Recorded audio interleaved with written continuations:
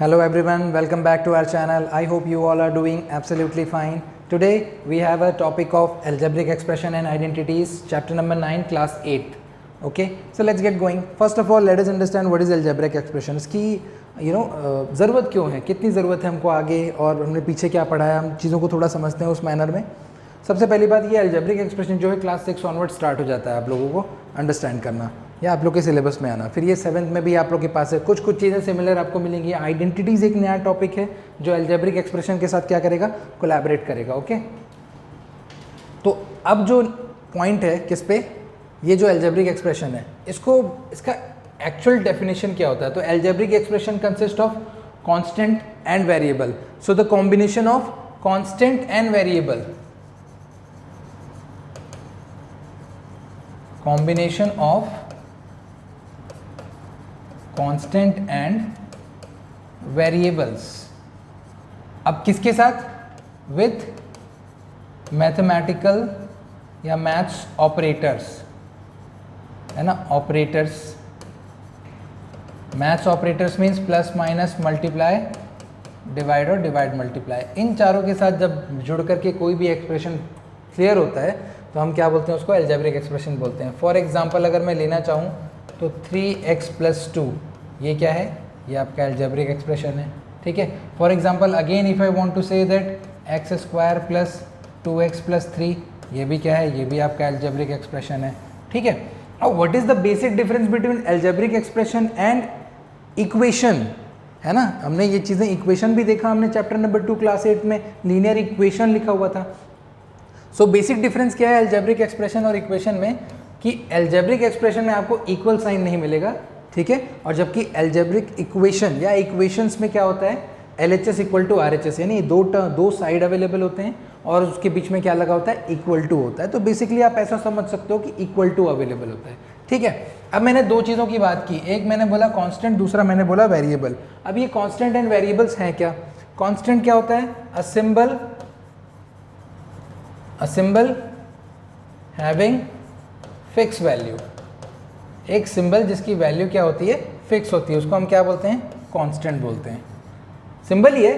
अगर मैं एक इलिटरेट पर्सन से 3 का सिंबल बना के दे दूं, 3 बना के दे दूं, तो 3 क्या है, उसके लिए एक सिंबल है. If he doesn't know how to read it, right. तो 3 की वैल्यू क्या होती है, 3 होती है. 3 को हमेशा हम ऐसे 1 2 3 ही बोलेंगे. 3 को मैं किसी भी सिनेरियो, किसी भी डायमेंशन में 6 नहीं बोल सकता. So that's why that is called constant. 3 की वैल्यू क्या होगी, 3 ही होगी. ओके. फिर आते हैं हम लोग वेरिएबल पे. तो वेरिएबल पे अगेन वही, a symbol with no fix value, no fix value. तो ये क्या हो गया, ये क्या हो जाएगा आपका, इसको हम बोलते हैं वेरिएबल बोलते हैं. एग्जाम्पल अल्फ़ाबेट्स आपके X A B C, इसको आप इजीली समझ सकते हो. कैसे, क्योंकि आप क्लास 6 बोलो, क्लास 5 बोलो, क्लास 5 से भी आप लोग लेट करना स्टार्ट कर लेते हो. तो जब भी आप लेट करते हो x की वैल्यू, तो हमेशा ये फिक्स नहीं होता है कि 6 x की वैल्यू क्या होगी, 2 ही होगी, या x की वैल्यू 5 ही होगी, या x की वैल्यू 10 ही होगी. x की according to the situation value change होते रहती है, वेरिएट होते रहती है. वेरिएबल, वहीं से नाम क्या आया है, वेरिएबल आया है. ठीक है. उसके बाद बातें हम लोग टर्म पे. तो अ सिंगल वेरिएबल और कांस्टेंट, वेरिएबल और कांस्टेंट, सिंगल वेरिएबल कांस्टेंट और मल्टीप्लाई ऑफ देम या मल्टीपल ऑफ देम, ये क्या बोला जाता है, इसको टर्म बोला जाता है. टर्म्स को आप इजीली और कैसे समझ सकते हो, किसी भी अलजेब्रिक इक्वेशन में टर्म्स जो होते हैं, terms are separated by plus and minus sign. ये आपको याद रखना है. कभी भी मल्टीप्लाई डिवाइड से नहीं होते हैं, प्लस और माइनस से होते हैं. जैसे अगर ये यहाँ की मैं बात करूँ तो यहाँ पे देखो, ये 3x + 2, इसमें कितने टर्म अवेलेबल हैं, 2 टर्म्स अवेलेबल हैं. यहाँ पर मैं 1 2 3, कितने टर्म्स अवेलेबल हैं, 3 टर्म्स अवेलेबल हैं. और वो किससे डिवाइडेड है, सेपरेट किससे हो रहे हैं, प्लस से हो रहे हैं. ये नहीं कि मैंने x पे 2 हैं, 2x में भी 2 को काउंट कर दिया, मल्टीप्लाई नहीं. जब भी 2 कॉन्स्टेंट वेरिएबल मल्टीप्लाई होंगे तो वो क्या होंगे, हमेशा एक ही टर्म क्रिएट करेंगे. ओके. आ जाते हैं हम लोग किस पे, कोफिशिएंट पे. तो कोफिशिएंट क्या है, whenever you use any number two multiply a variable, use any number two multiply the variable. जब किसी भी वेरिएबल को आप एक नंबर से मल्टीप्लाई करते हो तो वो नंबर जनरली क्या होता है, कोफिशिएंट होता है ना। अब इसकी डायमेंशंस बहुत सारे हैं। कैसे डायमेंशंस बहुत सारे हैं, तो तीन चीज़ें हैं। जब क्वेश्चन में आपको सिंपल कोफिशिएंट फाइंड करने के लिए बोलेगा तब आप हमेशा नंबर को ही पिक करोगे। किसी नंबर में बोल दिया, इसी को हम लोग क्या बोलते हैं, न्यूमेरिकल कोफिशिएंट भी बोलते हैं। इसी का एक और नाम क्या होता है, न्यूमेरिकल कोफिशिएंट होता है। अब सेकंड सिनेरियो में क्या हो जाएगा, सेकंड सिनेरियो में हो सकता है कि आपको बोल दे एक गिवन इक्वेशन, जैसे एक इक्वेशन हमारे पास ऑलरेडी अवेलेबल है, इसी इक्वेशन में अगर बोल दे कि find the coefficient of x square, है ना, coefficient of any variable, term नहीं बोल सकते, एनी वेरिएबल, किसी भी वेरिएबल की बात कर लो। एक्स स्क्वायर जैसे मैंने बोल दिया उसका कोफिशिएंट क्या होगा, यानी या मैंने बोल दिया एक्स का कोफिशिएंट क्या होगा गिवन एक्सप्रेशन में, तो हम एक्स को देखेंगे कहाँ पर, एक्स सिस्टम में यहाँ पर है। एक्स को मैं अंडरलाइन कर दिया, एक्स की वैल्यू को मैं हाइड कर दूंगा, और हाइड करने के बाद मैंने क्या देखा, 2 दिख रहा है, तो 2 क्या हो गया, 2 हो गया उसका वेरिएबल। ठीक है, तो ये इसको हम क्या बोलते हैं, कोफिशिएंट आस्किंग बोलते हैं फॉर डिफरेंट टर्म। ओके, तो ये दो चीज़ें हैं जो सिनेरियो बेस्ड या सिचुएशन बेस्ड होंगी। उससे भी ज़्यादा अब इंपॉर्टेंट क्या है, डिग्री। ये आप लोग 7 में ऑलरेडी पढ़ चुके हो। तो डिग्री क्या होता है, the maximum positive power of variable in a given expression. किसी भी गिवन एक्सप्रेशन में maximum positive power of variable in given expression term wise होता है। अब एग्जांपल वाइज अगर मैं बोलूँ आपको कि x square plus 2xyz plus 3, या अभी ये तो बहुत हाई लेवल एग्जांपल हो गया, एक काम करते हैं, उसको मैंने एक्स स्क्वायर प्लस 2x बोल दिया, एक एग्जांपल ये समझ लो। अब इसमें आप देखो टर्म कितने अवेलेबल हैं, एक टर्म यहाँ पर है, एक टर्म यहाँ पर है। यहाँ पर आप देखो x की सबसे मैक्सिमम पावर कितनी है, 2 है, और यहाँ पे x की मैक्सिमम पावर क्या है, 1 है। तो इस पूरे एल्जेब्रिक एक्सप्रेशन में डिग्री क्या होगी, डिग्री विल बी 2। इसकी डिग्री क्या होगी, 2। सिमिलरली अभी जो मैंने इक्वेशन लिखा है 2xyz प्लस 3xy, ये आ गया मेरे पास फॉर एग्जांपल एक और। तो अब मैं यहाँ पे क्या करूँगा, देखो इसका टर्म, इस टर्म का मैक्सिमम पावर क्या है, 2 है। x y z तीनों के पावर को हमको क्या करना पड़ेगा, फॉर अ पर्टिकुलर टर्म हम ऐड करेंगे 1 2 3, इसकी पावर क्या हो जाएगी 3, यहाँ पर x y यहाँ क्या हो जाएगा 2। तो मैक्सिमम पावर जब आपकी क्या है, डिग्री 3 प्रोवाइड कर रहा है, मीन्स ये पूरे इक्वेशन की डिग्री क्या हो जाएगी, 3 हो जाएगी। क्लियर, तो ये डिग्री होता है। तो ये क्या है, थोड़ा सा इंट्रोडक्शन है फॉर एल्जेब्रिक एक्सप्रेशन। ये सारी चीज़ें हमारे क्या है, काम की हैं, ये हमने यूज़ कर लिया। एक एक्स्ट्रा चीज़ आती है कांस्टेंट टर्म। कांस्टेंट टर्म क्या होता है, जब किसी भी एक्सप्रेशन में सिर्फ कांस्टेंट अवेलेबल होता है, लाइक ऐसे 5, तो कांस्टेंट मोनोमियल हो जाएगा वो, ओनली 5 इज देयर, राइट। अब इसके बारे में डिस्कशन हम लोग एक्सरसाइज में करेंगे। एक्सरसाइज में we gonna have this question. Okay, चलते हैं क्लासिफिकेशन ऑफ पॉलिनोमियल पे। तो क्लासिफिकेशन ऑफ पॉलिनोमियल क्या होता है, 2 बेसिस पे होता है। पहला on the basis of terms, number of terms के बेसिस पे। देखो जब किसी भी एक्सप्रेशन में सिर्फ एक टर्म अवेलेबल होता है तो हम उसको क्या बोलते हैं, मोनोमियल बोलते हैं। ये क्लासिफिकेशन किसके लिए है, पॉलिनोमियल। ये सारी चीज़ें किसके अंडर आती है, पॉलिनोमियल के अंडर आती है। तो एक क्या है, नंबर ऑफ टर्म्स पे है, और सेकंड क्या है आपका, नंबर ऑफ पावर या डिग्री पे है। ठीक है, तो जब सिंगल टर्म अवेलेबल होगा तो हम उसको क्या बोलेंगे, मोनोमियल बोलेंगे। जब किसी भी एक्सप्रेशन में 2 टर्म्स अवेलेबल होंगे तो हम उसको क्या बोलेंगे, बाइनोमियल। जैसे आप देख सकते हैं यहाँ पे एग्जांपल वाइज, पॉज करके अच्छे से देख लेना। ट्राइनोमियल, जब किसी भी एक्सप्रेशन में क्या होगा, हमारे पास 3 टर्म्स अवेलेबल होंगे तो हम क्या बोलेंगे, उसको ट्राइनोमियल बोलेंगे। और 4 टर्म्स आ जाएगा तो उसको हम क्वाड्रोनोमियल बोलते हैं। 5 टर्म्स आ जाएगा तो उसको क्विंटिक बोलते हैं, लेकिन रीड नहीं करते हैं आफ्टर थर्ड के बाद हम क्या उसको कैटेगरी में डाल देते हैं, पॉलिनोमियल के मेनी टर्म्स में आ जाता है, वो प्लूरल में आ जाता है, तो हम उसको क्या बोलते हैं। अब कई लोगों को क्वेश्चन ये होता है कि सर 3 भी तो प्लूरल में, 2 भी प्लूरल में, तो उसके लिए स्पेसिफिक नाम हमारे पास है। बट मोर देन 3 टर्म जब आ जाता है तो काइंड ऑफ एक्सेप्शन बोल सकते हो आप इसको, कि पॉलिनोमियल बोला जाता है by 4 term. Although if you want to call a 4 term equation it can be called quadrinomial, 5 term equation that can be called a quintic expression, okay, not equation.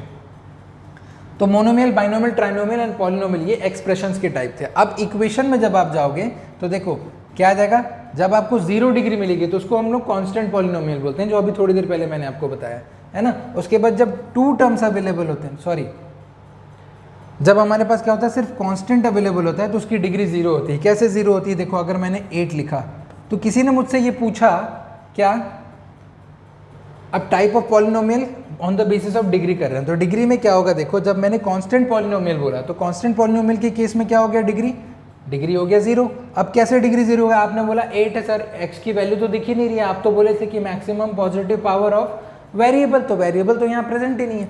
ठीक है, नहीं है अवेलेबल, तो मैं यहाँ कर देता हूँ 8 × 1। कोई प्रॉब्लम है, बिल्कुल नहीं है। ठीक है, तो 8 1 सा क्या हो गया 8। अब इस 1 की वैल्यू को मैं x टू द पावर 0 लिख सकता हूँ, since x to the power 0 equal to 1 होता है, ये तो पता है ना।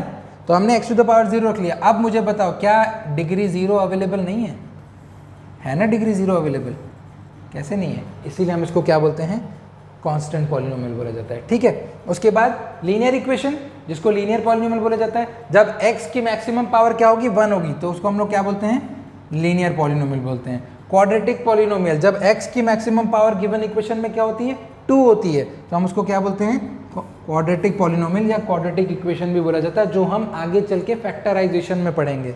फिर क्यूबिक, जब डिग्री 3 हो जाएगी तो हम क्या बोलेंगे, क्यूबिक पॉलिनोमियल बोलेंगे।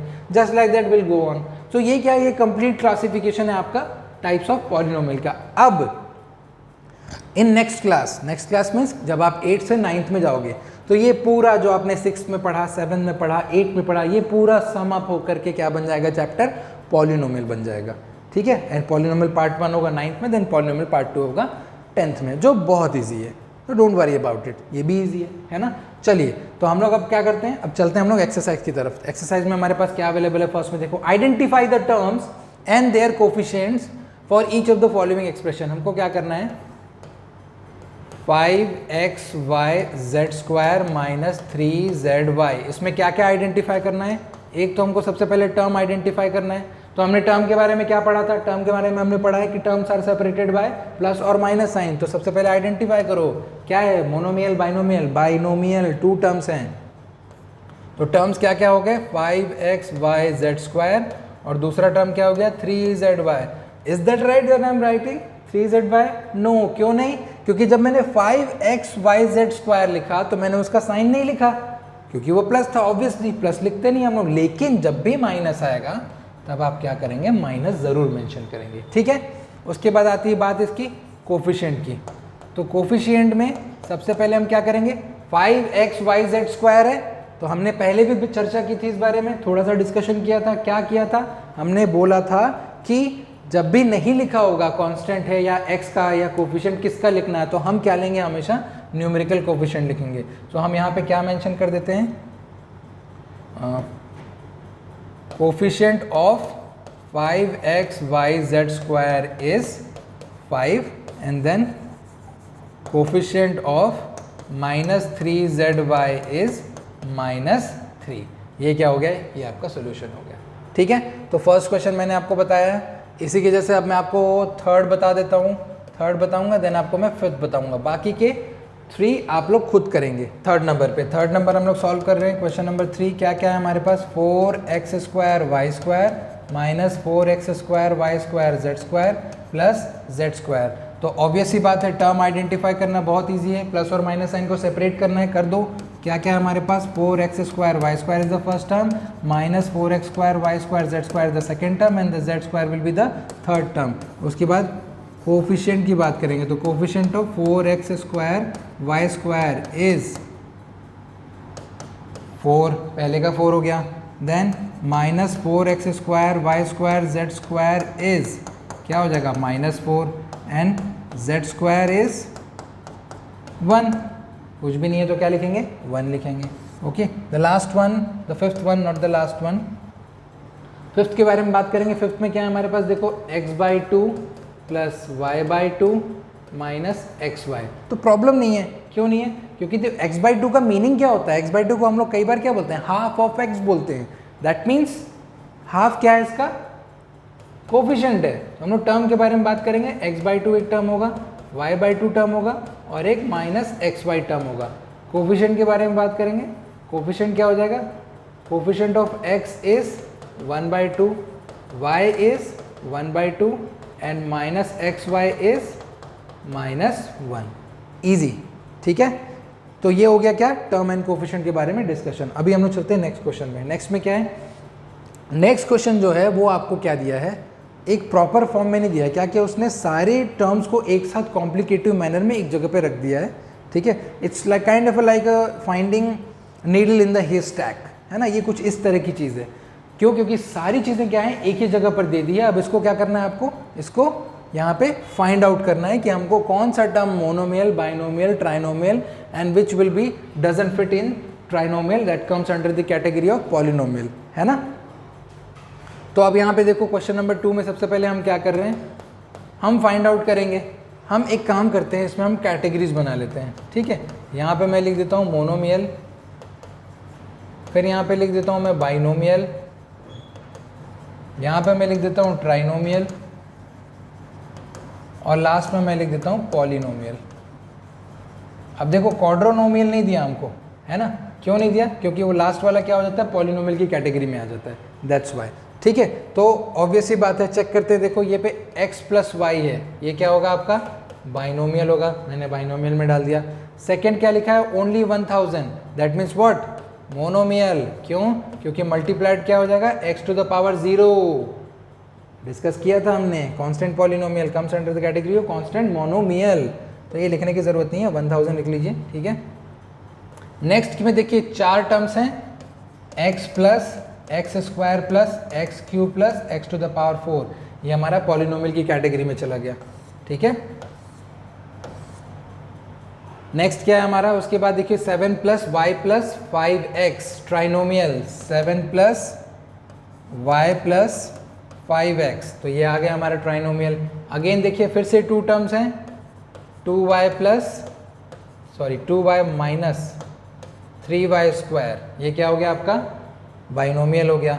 Then 2y minus 3y square plus 4y cube, ये हो गया हमारा ट्राइनोमियल, ठीक है। Again 5x minus 4y plus 3xy trinomial, 3 terms हैं। 4z minus 15z square binomial, okay. उसके बाद 4 टर्म्स हैं, AB plus BC plus CD plus DA, ये हमारा क्वाड्रोनोमियल में आएगा, जो कि हम अब फिलहाल हमारे लिए क्या है, पॉलिनोमियल है। 4 टर्म्स हैं। PQR सिंगल टर्म है, monomial. P square plus Q square, P square Q plus PQ square binomial, 2P plus 2Q again binomial. तो ये कंप्लीटली क्या हो गया, कैटेगराइज हो गया complete question. That is completely based on what, classification of polynomial के ऊपर ही था, जो टर्म काउंटिंग था वो आपको आना चाहिए before getting into the addition of the algebraic expression and the subtraction, okay. तो अब चलते हैं कहाँ पर, नेक्स्ट क्वेश्चन पे। नेक्स्ट क्वेश्चन किस बारे में, addition of at the following, addition of algebraic expression you can call it, right. अभी एडिशन क्या होते हैं, 2 टाइप के होते हैं, ठीक है। एक हम क्या करते हैं, ब्रैकेट फॉर्म में करते हैं, एक हम क्या करते हैं, कॉलम फॉर्म में करते हैं, ठीक है। आई पर्सनली फील कि जो कॉलम फॉर्म होता है उसकी कहीं ना कहीं लिमिटेशंस हैं। अब क्या लिमिटेशन है, उसकी लिमिटेशन जो है वो एक्चुअली किस बेस पे, कि जब हम कॉलम बेस में रखेंगे और अगर लाइक टर्म नहीं मिला, वहाँ पर स्टूडेंट्स को क्या होती है, बहुत होती है प्रॉब्लम। और जबकि ब्रैकेट फॉर्म में रखने में क्या होता है, कोई प्रॉब्लम नहीं है, जो अनलाइक टर्म है उसको एज इट इज लिख देना है, ठीक है। आई गेट टू इट, पहले हम लोग स्टार्ट करते हैं। तो फर्स्ट का सोल्यूशन हम देख रहे हैं, क्या है हमारे पास, AB माइनस BC, ये मैंने ब्रैकेट में डाल दिया, प्लस BC माइनस CA, ये मैंने ब्रैकेट में डाल दिया, प्लस CA माइनस AB, ये मैंने ब्रैकेट में डाल दिया, ठीक है। हमेशा ये आपको आदत अपनी मेंटेन करके रखनी है कि जब भी आप इसको सॉल्व करेंगे तब आप क्या करेंगे, इसको ब्रैकेट में पैक करना है, whether you are doing the addition, whether you are performing the subtraction, okay. तो ये मैंने ब्रैकेट में पैक कर लिया। अब मैं ओपन करूंगा bracket AB minus BC, since we are doing addition and the plus sign is outside the bracket, that means if plus 1 है, कितना है ब्रैकेट के बाहर, +1 है, और अगर मैं +1 को ब्रैकेट के ईच एलिमेंट से मल्टीप्लाई करूंगा तो neither the value going to change not the sign, okay. So we will be writing plus BC minus CA plus CA minus AB, ठीक है। तो ये क्या हो जाएगा, अब देखो सारा कुछ सेट हो गया, 6 नंबर हमने कर लिया, फिक्स कर लिए। 6 के टर्म अभी यहाँ पर भी है, यहाँ पर भी। आप देखो AB ऑलरेडी अवेलेबल है, AB के साथ माइनस AB, BC के साथ माइनस BC के साथ प्लस BC। अब ये लाइक टर्म हम लोग फाइंड करें। Like term means exactly the same value as it was in the terms में भी और पावर में भी, A की पावर 1 B की पावर 1। हाँ बी ए बी का बी ए कंसिडर हो जाएगा, सी ए का ए सी कंसिडर हो जाएगा, बी सी का सी बी कंसिडर हो जाएगा, ठीक है, क्योंकि they are in multiplication. Whether you will be writing 2 into 3 और going to write 3 into 2, answer will be 6 only. तो ऑर्डर चेंज होगा तो प्रॉब्लम नहीं है। फिर इसके बाद क्या हो जाएगा, प्लस सी ए और माइनस सी ए। अब आप ध्यान से देखो, पॉजिटिव नेगेटिव सब्ट्रैक्शन का क्राइटेरिया क्या है यहाँ पर, दोनों क्या है, positive negative cancel out, positive negative cancel out, positive negative cancel out. क्या बच गया आपके पास, 1 - 1 -1 + 1 + 1 -1, ये आ गया आपका 0, ठीक है। एक तरीका ये था। अब अगर आप यहाँ पे कैंसिल नहीं करना चाहते हो बाय द वे, तो इस स्टेप को यहाँ पे फिर से देखो आप समझने के लिए, a b minus a b minus b c plus b c plus c a minus c a, ये जो दो टर्म है, ये जो दो टर्म है और ये दो टर्म है, ये लाइक टर्म्स हैं। इन दोनों में ए बी कॉमन है तो मैं ए बी बाहर निकाल लेता हूँ इन दोनों में से। क्या बच जाएगा, 1 - 1। यहाँ पर भी मैंने क्या किया, बी सी कॉमन निकाल लिया। अगर आप प्लस बी सी निकालोगे तो साइन चेंज करना पड़ेगा, और अगर आप माइनस बी सी निकाल रहे हो तो साइन एज इट इज रखना पड़ेगा। तो हमने क्या किया, यहाँ पे प्लस बी सी बाहर निकाला, क्या बच गया, -1 + 1 कॉमा, और यहाँ पे मैंने प्लस सी ए ले लिया 1 - 1। अब आप देखो इसकी वैल्यू क्या आएगी, 0 आएगी। A b into 0 plus b c into 0 plus c a into 0 and all 3 will become finally 0। ये आपका क्या है, फाइनल आंसर है, ठीक है। ऑल राइट, तो ये हो गया हमारा क्वेश्चन नंबर 1, ठीक है। क्वेश्चन नंबर 2 में हमारे पास क्या क्या वैल्यूज हैं, सेम सिमिलर मैनर में। अब देखो, एक बार ये जब आप समझ गए हो कि कैसे कैंसिल आउट करना है, तो उसको बार बार करने की ज़रूरत नहीं है। तो हम क्या करेंगे, इसको बिल्कुल ऐसे ही बनाएंगे। अब हमारे पास क्या क्या वैल्यू है, a minus b plus a b, एक टर्म ये अवेलेबल है, ठीक है, इसको मैंने ब्रैकेट में रख लिया, बीच में लगाया प्लस, और क्या है, b minus c plus b c. एक चीज़ आप याद रखिए कि आप ऐड कर रहे हो, ठीक है, c minus a plus a सी, ठीक है। तो ये आ गया। अब इसको क्या करेंगे हम लोग, ब्रैकेट ओपन करेंगे, a minus b plus a b plus b minus c plus b c plus c minus a plus a c. Like term arrange कर रहे हैं। अरेंजमेंट में याद रखना साइन चेंज नहीं होता है, ट्रांसपोजिशन में होता है। तो जब भी आप एल्जेब्रिक बना रहे हो टिल बिफोर 9.5, जब तक इक्वल टू अवेलेबल नहीं है तब तक आप ट्रांसपोजिशन की कोई भी रूल्स नहीं लगाएंगे। यहाँ पे ए हमारे पास अवेलेबल है, ये मैंने ए लिख दिया, देखो ए यहाँ पर भी अवेलेबल है, ये हो गया माइनस ए। फिर मेरे पास क्या है, माइनस बी ये, और यहाँ पर आ गया प्लस बी, ठीक है। उसके बाद मेरे पास क्या है, ए बी है, तो अभी ये अनलाइक है, इसको मैं अलग ही रहने देता हूँ। मैंने ढूंढा क्या, जो जो मैं फाइंड करते जा रहा हूँ उसको मैं अंडरलाइन करते जा रहा हूँ। मुझे मिला माइनस सी और मुझे मिला प्लस सी। लास्ट में क्या क्या बच गया, ए बी बच गया, प्लस बी सी बच गया, प्लस सी ए और ए सी बच गया। ऑलरेडी हमने देखा है कि positive negative with the same coefficient 1 है, कैंसिल आउट हो जाएगा, सब कुछ कैंसिल आउट हो गया। क्या बच गया आपके पास, a b plus b c plus c a और ए सी, ये आ गया ए सी। ये आपका क्या है, this is your answer, okay. तो आई होप ये क्लियर होगा। आगे चलते हैं नेक्स्ट क्वेश्चन पे। इसी का नेक्स्ट क्वेश्चन है। अब मैं आपको I will explain you this one, which one, the third one बना के देखते हैं। थर्ड पे क्या क्या अवेलेबल है हमारे पास, 2p² minus 3pq plus 4 bracket plus 5 plus 7pq minus 3p²q²। अब ये वाला क्वेश्चन जो है, एक बार मैं वर्टिकल ये ब्रैकेट मेथड से बना देता हूँ एंड सेकंड मैं आपको बना देता हूँ कॉलम मेथड से। ब्रैकेट ओपन कर देंगे, 2p² minus 3pq plus 4 plus 5 plus 7pq minus 3p²q²।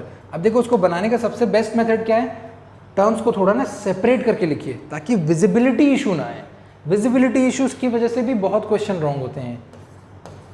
2p² minus 3p²q²। देखो हमने लाइक टर्म अरेंज कर लिया, minus 3pq plus 7pq arrange कर लिया, फिर आ गया प्लस 4 एंड प्लस 5, ठीक है। अब like like and like, right. अब इंटीजर का काम है बस, माइनस 3 प्लस 2 क्या हो जाएगा, माइनस p²q²।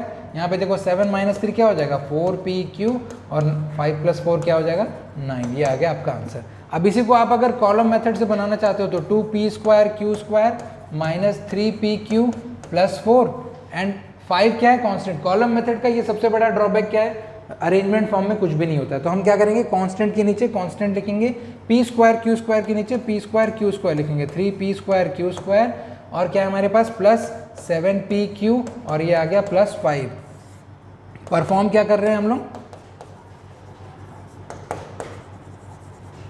ऑल्टरनेट मेथड, ठीक है। तो ये हो गया, देखो 2 - 3 क्या हो गया, minus P square Q square, 7 क्या हो गया प्लस 4pq, और ये हो गया 9। तो एडिशन के लिए ठीक है, एट व्हाट टाइम, जब आपके पास क्या हो, नंबर ऑफ टर्म्स सिमिलर सारे अवेलेबल हो, तब आप क्या कर सकते हो, उसको परफॉर्म कर सकते हो, कोई प्रॉब्लम नहीं है। ऑलराइट, तो ये वाला जो लास्ट क्वेश्चन है ये आप लोग खुद करेंगे, ये मैंने DYS में लिख दिया, डू योर सेल्फ, ठीक है। इसके बाद हम लोग चलते हैं नेक्स्ट क्वेश्चन पे। Next question is for subtraction. Subtraction कैसे परफॉर्म करना है, सब्ट्रैक्शन में अलर्टनेस का लेवल बिल्कुल हाई होगा, बिल्कुल भी हाई होगा, है ना, याद रखेंगे आप ये लोग। और दूसरी चीज़, ये फ्रॉम को आपको पढ़ना है बहुत अच्छे से। तो अभी हम लोग क्या करेंगे, फ्रॉम जब कर रहे हैं तो ऑफकोर्स सेकेंड एक्सप्रेशन हमेशा पहले लिखेंगे, 9ab plus 5b minus 3 bracket minus 4a minus 7ab plus 3b plus 12, ये कर दिया। सिंस मैंने पहले भी बताया था कि ब्रैकेट जब ओपन होगा तो ईच एंड एवरी टर्म पर साइन मल्टीप्लाई होगा। ये आपको यहाँ पर एकदम इस तरह से हो जाना चाहिए कि आपने किया, सोचा और तुरंत दिमाग में आया, ऐसा एक्ट तुरंत करना है वहाँ पर। माइनस 4a, देखो प्लस माइनस क्या हो गया, minus minus minus 7ab minus plus minus 3b and minus plus minus 12, ठीक है। तो ये जब भी होगा तो एट दैट पॉइंट आपको याद रखना है कि हमारा क्या हो रहा है, साइन बिल्कुल सारे टर्म्स के साइन चेंज होंगे, not only the first one. Majority of the cases में स्टूडेंट्स क्या करते हैं, सिर्फ फर्स्ट टर्म का साइन चेंज करते हैं, बाकी चेंज करते ही नहीं है, ठीक है। तो ये हो गया, देखो 12a के साथ देखो 4a माइनस 4a, अब वही करना है जो हम प्रीवियसली करते हैं। उसके बाद क्या है मेरे पास, minus 9ab, let's search for ab plus 7ab, okay, then we'll search for b, 5b minus 3b and then minus 3 and minus 12। ये आ गए सारे term as it is. 12 minus 4 क्या हो जाएगा, 8a, राइट। उसके बाद माइनस 9ab प्लस 2ab क्या हो जाएगा, नेगेटिव 2ab। 5 माइनस 3 क्या हो जाएगा आपका 2b, और माइनस माइनस क्या हो जाएगा 15। इसका आंसर जब आप टैली करोगे फ्रॉम योर आंसर की, तो उस समय आपको अलर्ट किस बारे में रखना है कि हो सकता है आंसर कैसे दिया हो, आंसर लिखा हो 2b plus 8a minus 2ab minus 15, ये आपका सपोज आंसर दिया हुआ है पीछे में आंसर की में। तो आपको चेक कैसे करना है अपना आंसर, टर्म वाइज। 2a को देखो, दोनों पॉजिटिव हैं, कोफिशिएंट भी सेम है, प्लस 8a दोनों sign wise coefficient wise same है, negative 2ab coefficient sign wise same है, माइनस 15 माइनस 15। तो ऐसे क्या करना है आपको, आंसर की से टैली करना है, ज़रूरी नहीं कि जैसा आपने बनाया है वैसा ही दिया हो। ऑलराइट, चलते हैं हम लोग लास्ट क्वेश्चन की ओर। सेकंड वाला आप लोग खुद बनाओगे, लास्ट वाला मैं आपको बताऊंगा, थोड़ा बड़ा है ना, बड़ा होने का मतलब टर्म वाइज क्या है, काफ़ी लंबा है ना। सो ये सॉल्यूशन लिखा, फ्रॉम मैंने देख लिया, सेकंड वाले टर्म को पहले लिख देंगे, एक्सप्रेशंस को, minus 3p minus 11q plus 5pq minus 2pq square plus 5p square q। देखो बहुत बेसिक चीज़ें हैं जो आपको समझनी पड़ती हैं, है ना, उससे ज़्यादा कुछ है नहीं। Minus 4p square q minus 3pq minus 5pq square minus 8p plus 7q minus 10 हो गया। ओपन कर दीजिए bracket, 3p minus 11q plus 5pq negative 2pq square plus 5p square q। अब पता है मुझे नेगेटिव जाएगा तो सारे टर्म के साइन चेंज होंगे, चेंज कर दीजिए, 4p square q plus 3pq plus 5pq square plus 8p minus 7q plus 10, ठीक है, ये कर लिया। Minus 18 plus 10 constant terms, minus 18 plus 10 minus 3p plus 8p underline कर लिया, minus 11q minus 7q plus 5pq plus 3pq। अब actually क्या मैं पीछे से नहीं देख रहा हूँ क्योंकि थोड़ी भी नज़र हटेगी ना, नज़र हटी और दुर्घटना घटी, ये वाला हाल हो जाता है। तो please keep your eyes on the question, और ऐसे क्वेश्चन बनाने से पहले ना हमेशा अपना कंसंट्रेशन बिल्कुल कॉपी पे रखना चाहिए, थोड़ा भी ना हटना पड़े, ठीक है। फिर negative 2pq square will be plus 5pq square, फिर उसके बाद क्या है अपने पास plus 5p square q and the last one will be negative 4p square q। Rearrangement के बाद इतने बड़े क्वेश्चन में हमेशा आपको काउंटिंग जरूर करनी चाहिए टर्म्स की। 12 टर्म पहले थे 1 2 3 4 5 6 7 8 9 10 11 12, लाइक अनलाइक भी अंडरलाइन कर लो तो क्लियर हो जाएगा, सारी पिक्चर एकदम क्लियर विजिबल होगी कि सारे लाइक टर्म्स मैंने साथ में रखे हैं। ये क्या हो जाएगा 28 हो जाएगा, 8 - 3 हो जाएगा 5p प्लस में, ये हो जाएंगे negative negative add 18q plus 5 plus 3 क्या हो जाएगा 8pq, ठीक है। 5 - 2 क्या हो जाएगा प्लस 3pq स्क्वायर, उसके बाद 5 - 4 क्या हो जाएगा plus p square q, 5 - 4 will be 1 and this will be your final answer. So I hope कि addition, subtraction, like unlike and this sum few of the definitions आपको समझ में आ गई होगी। So in the next video I'm going to bring you exercise 9.2 along with the identities, and identities का थोड़ा introduction ज़रूर दूंगा next video में कि what they meant, how they came। identities सिर्फ मैं आप लोगों को पढ़ाऊंगा नहीं, definitely मैं उसको find करना भी सिखाऊंगा, proof करना भी सिखाऊंगा, because that proof must to know before getting into class 9। okay, so इसी मैसेज के साथ कि जब भी बाहर जाएं मास्क ज़रूर पहनें, एक दूसरे से 2 गज की दूरी रखें। इस कोविड-19 सिचुएशन में जो अभी तक चल रही है, the pandemic era is far from over, so please be careful, take care of your family, take care of yourself, eat good and healthy food and be ready for what is going to come. All right, thank you very much.